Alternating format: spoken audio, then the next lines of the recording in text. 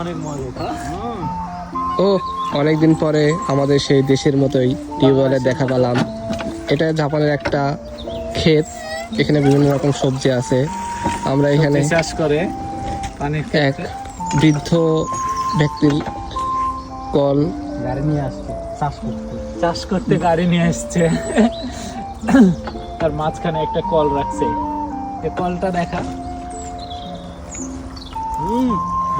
মধু মধু মধু মধু মধু ওই কিরে কিরে মধু মধু।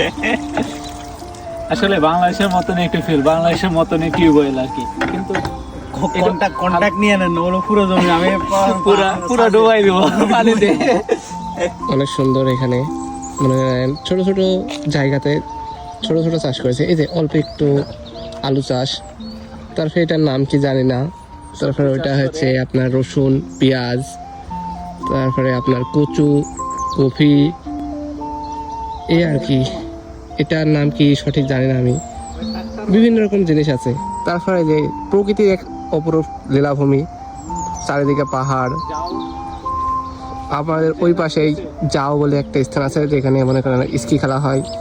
অনেক সুন্দর একটা জায়গা। সব মিলে এই পরিবেশটা অনেক সুন্দর, শুনশান পরিবেশ। ভালো লাগছে টিউবওয়েলটা, সব থেকে ভালো লাগছে আমাদের কাছে টিউবওয়েলটা। বাংলাদেশের মতনই একদম। এখানে এই টিউবওয়েল অনেক ছোট, কিন্তু পানি অনেক বেশি ওঠে। অনেক অনেক সুন্দর, অনেক সুন্দর। কাটে দীর্ঘ 2 বছর পরে দেখা পাইলাম, বাংলাদেশের মতো একটা ফিল পাইলাম। সবাই ভালো থাকবেন। আজকের মতো শেষ করছি। শেষ করতেছি।